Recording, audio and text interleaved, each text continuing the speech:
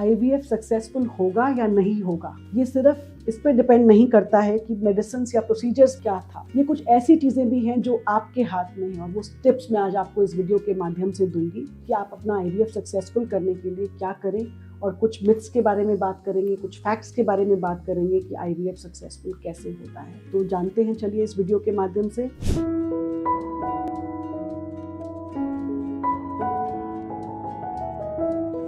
नमस्कार, मैं doctor Jyoti Bali, director baby soon fertility and IVF centre, Karol Bagh में एक सेंटर सिचुएटेड है। मैं यहाँ पे काम करती हूँ।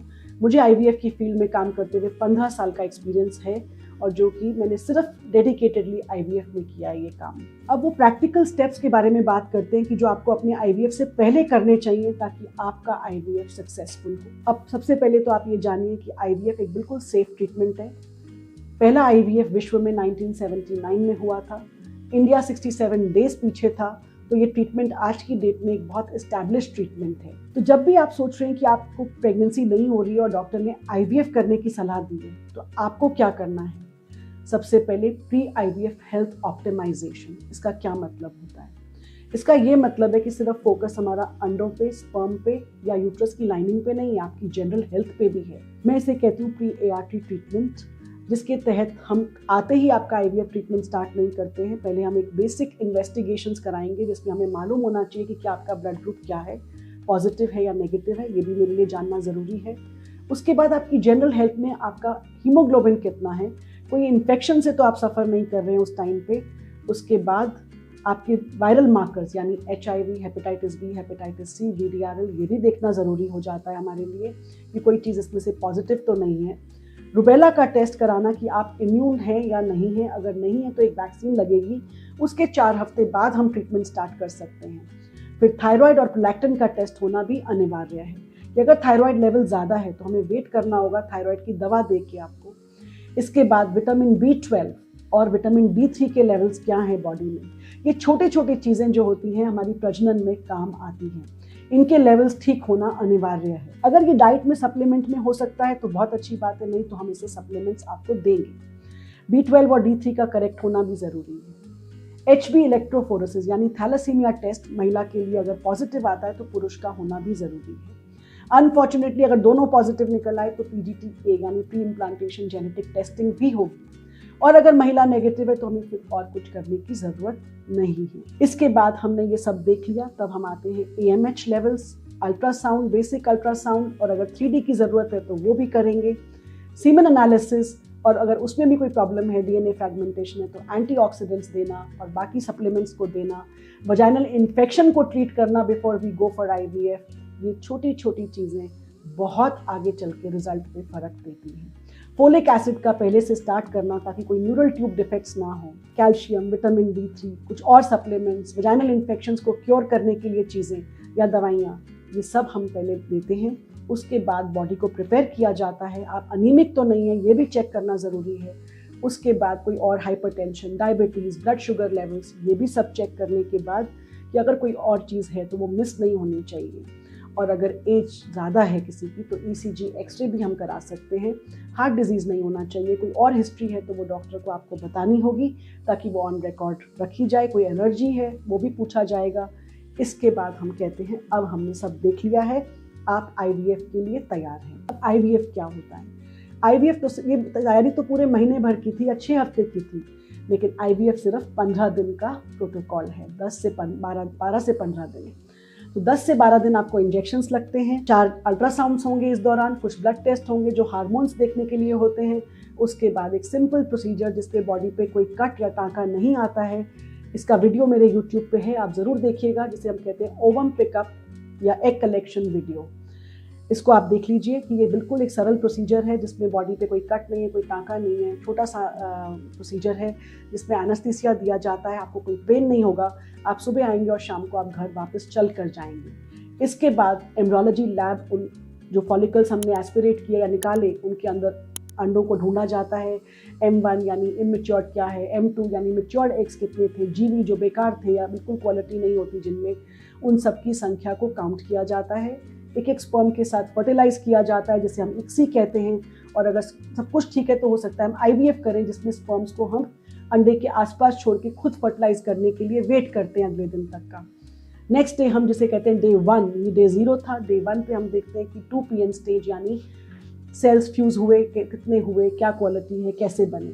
उसके बाद डे 3 का रिकॉर्ड होता है और अच्छा सब कुछ चल रहा होता है तो हम डे 5 यानी ब्लास्टोसिस्ट फ्रीज करते हैं और पेशेंट को पूरा रिकॉर्ड दिया जाता है, कितने अंडे मिले, कितने मैच्योर थे, कितना फर्टिलाइज हुआ, कितने डे 3 पे थे और कितने डे 5 पे हैं। ये पूरा रिकॉर्ड आपके साथ 5 दिन के बाद शेयर किया जाएगा जब आप ओपीडी फॉलोअप में आएंगे। इसके बाद हम हिस्ट्रोस्कोपी एडवाइस करते हैं बहुत सारे पेशेंट्स को और कुछ में नहीं भी करते हैं। हिस्ट्रोस्कोपी का मतलब होता है अंदर से कैविटी को देखना, जहां हमने भ्रूण जो बन गया है लैब में उसे डालना है। यानी आप इमेजिन कीजिए भ्रूण हमारे बीज हैं और ये हमारी ज़मीन है, तो ज़मीन की तैयारी तो हमें करनी पड़ती है। तो एक ऐसे हिस्ट्रोस्कोप जाता है जिसमें बॉडी पे कोई कट या टाँका नहीं आता है और कैमरा द्वारा देख के इसको स्क्रीन पे यहाँ मिट्टी को ऊपर नीचे किया जाता है, यानी एंडोमेट्रियल लाइनिंग को स्क्रैच किया जाता है और टेस्टिंग के लिए भेज दिया जाता है। जो ये एंडोमेट्रियल लाइनिंग होती है, पुराने ज़माने में इसे थैली सफ़ा करना भी कहते थे, स्क्रैचिंग भी कहते हैं इसे आज के टाइम्स में हम। इसको करने से रेट ऑफ इम्प्लांटेशन यानी भ्रूण के बच्चेदानी में चिपकने का रेट बढ़ता है। तो ये प्रोसीजर कई बार हम थेरेपेटिक भी होता है, डायग्नोस्टिक भी होता है, इसे हम करना कई बार फ़ायदेमंद रहता है तो हम करते हैं इसको। उसके बाद हम लाइनिंग प्रिपेयर करते हैं जिसमें बच्चेदानी की लाइनिंग ट्रिपल लाइन होनी चाहिए और ब्लड फ्लो यानी डॉपलर स्टडी पे देखा जाता है कि ब्लड फ्लो अच्छा है। फिर हम एम्ब्रियो ट्रांसफ़र एक ओपीडी प्रोसीजर में करते हैं जहाँ आपको एडमिट नहीं होना, कोई बेहोश नहीं होना। आप बिल्कुल आएंगे और आपको इंस्ट्रक्शंस दी जाती हैं ईटी से पहले क्या क्या करना है, क्या नहीं करना है, वो मैं किसी और वीडियो में बताऊंगी आपको। और उसके बाद इस ट्रांसफ़र के बाद 14 दिन की दवाइयाँ दी जाती हैं आपको। जितनी भी दवाइयाँ हैं आपको बिल्कुल नियमित रूप से लेनी है और सक्सेस रेट आईवीएफ का वर्ल्ड वाइड 50 से 60% है। लेकिन अगर आपके सरप्लस एम्ब्रियोज हैं तो आप क्लिनिक से पूछेंगे कितने एम्ब्रियोज बने और हम कितने डाल रहे हैं। हर बार जब हम डालते हैं तो ये रेट 50 to 60% रहता है।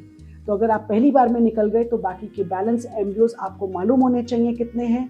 क्लिनिक आपसे फ्रीजिंग का चार्ज लेगी, डालने का दोबारा चार्ज लेगी, लेकिन दोबारा आपको पूरा प्रोसीजर आईवीएफ का 10 से 12 दिन का जो इंजेक्शंस हैं, पिकअप है, वो दोबारा नहीं कराना पड़ता है। उसे कहते हैं फ्रोजन एम्ब्रियो ट्रांसफ़र साइकिल। तो आप अपना सेकंड बच्चे के लिए दोबारा आ सकते हैं और लाइनिंग बनवा के दोबारा ट्रांसफ़र करा सकते हैं। और अगर दुर्भाग्यवश पहला ट्रांसफ़र फेल हुआ तो बिल्कुल मत घबराइए, 1 महीने का ब्रेक लीजिए, डॉक्टर से बात कीजिए और दोबारा ट्राई कीजिए, क्योंकि सिर्फ ट्रांसफ़र होना है सेकेंड टाइम में। रिजल्ट उतना ही रहेगा 50 to 60% पर अटैम्प्ट। तो कई बार सिर्फ मैटर ऑफ चांस होता है, मैटर ऑफ टाइम होता है। तो धैर्य नहीं खोएंगे आप अपना, किस्मत और टाइम बस बदलता है, इस पे यकीन रखना है आपको। और बेबी तो हो ही जाएगा और बेबी सून ही होगा आपको। अब आईवीएफ सक्सेस रेट हम कैसे बढ़ाएं? मैं बहुत सिंपल सी एक किताब का नाम लेती हूँ सब पेशेंट्स को, जितने भी मेरे क्लाइंट्स हैं आईवीएफ के, मैं उनको कहती हूँ कि जब आप 14 दिन वेट कर रहे हैं प्रेगनेंसी रिजल्ट की, कभी भी अपने मन में ये सवाल मत लाइए कि होगा या नहीं होगा। हमारे अराउंड जितनी कॉस्मिक एनर्जी है वो ना शब्द सुनती नहीं है, वो सिर्फ यस सुनती है। तो अगर आपने कहा नहीं होगा तो वो वर्ड नहीं सुना जाएगा और सच में नहीं होगा। अगर आप दीवार पे सफ़ेद बॉल फेंकें तो सफ़ेद वापस आएगी और अगर ब्लैक फेंकेंगे तो ब्लैक वापस आएगी। तो आपको कहना है कि एक बच्चा तो आएगा ही आएगा। मेरे आंगन में एक स्वस्थ बच्चा खेल रहा है, इसको कहते हैं पावर ऑफ मैनिफेस्टेशन या पॉजिटिव थिंकिंग। तो ये आपको ज़रूर रखनी है। पहले 48 से 72 घंटे में कहती हूँ बेड रेस्ट कर लीजिए। उसके बाद आप सिर्फ, या हाउस अरेस्ट कहूँगी मैं, बेड रेस्ट भी नहीं कहूँगी पहले 48 घंटों को। आप घर में रहिए, नियमित खाना खाइए, नियमित दवाइयाँ लीजिए। उसके बाद आप अपना लाइट ऑफिस वर्क करना चाहते हैं आप कर सकते हैं, बिजी रख सकते हैं अपने आप को।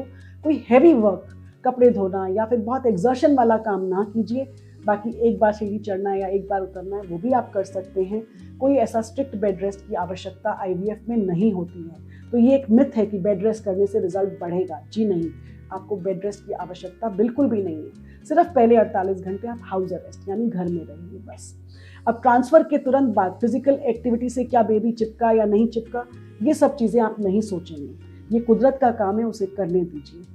स्ट्रेस वो होना नहीं चाहिए। तो क्या करेंगे उसके लिए? मेडिटेशन, योगा। अपना शेड्यूल ऐसा बनाइए कि आप म्यूज़िक भी सुन पाएँ, अपना काम भी करें और किसी ना किसी दिनचर्या के उसमें अपने काम को इस तरह से फिट करिए कि आप बिज़ी रहें, आपके माइंड के पास सोचने का टाइम ना हो और ये 14 दिन बहुत सरल तरीके से निकल जाएं। अब इमोशनल मार्केटिंग प्रोपेगेंडा को बूस्ट हो या बिजनेस है, जी नहीं। आईवीएफ इमोशनल मार्केटिंग नहीं कर सकते हम लोग, क्योंकि आईवीएफ एक टेक्निक है, साइंटिफिक टेक्निक है, जब भी आप क्लिनिक चूज कर रहे हैं तो देखिए कि आपके डॉक्टर का एक्सपीरियंस कितना है, उस क्लिनिक के रिजल्ट्स कितने हैं, टेस्टिमोनियल्स क्या उन्होंने दीवारों पर लगाए हैं या नहीं लगाए हैं, क्या वो ओपनली कुछ पेशेंट्स के नंबर्स आपके साथ शेयर करते हैं या नहीं करते हैं। आप ये सब चीज़ें देखकर असेस करेंगे कि आप कितने पारदर्शी क्लिनिक में बैठे हैं, डॉक्टर का आपके साथ क्या बिहेवियर है, क्लिनिक के स्टाफ का क्या है। तो ये फैक्टर्स आप लेंगे डिसाइड करने में, ना कि कोई प्रोपेगेंडा पे या इमोशनल मार्केटिंग पे या पैकेजेस पे। इन पे मत जाइए, आप बाकी चीज़ें देखिए। अगर आप IVF के सक्सेस रेट, मिथ या अपने पर्सनल केस को लेकर गाइडेंस चाहते हैं तो कमेंट में अपने सवाल लिखिए या कंसल्टेशन के लिए हमसे कॉन्टैक्ट कीजिए। और अगर ये वीडियो आपको हेल्पफुल लगा हो तो इसे सब्सक्राइब और शेयर ज़रूर करें, शायद किसी के काम आ जाए और आप उसका हिस्सा बन जाएं। धन्यवाद। Doctor Jyoti Bali from baby soon fertility and IVF centre.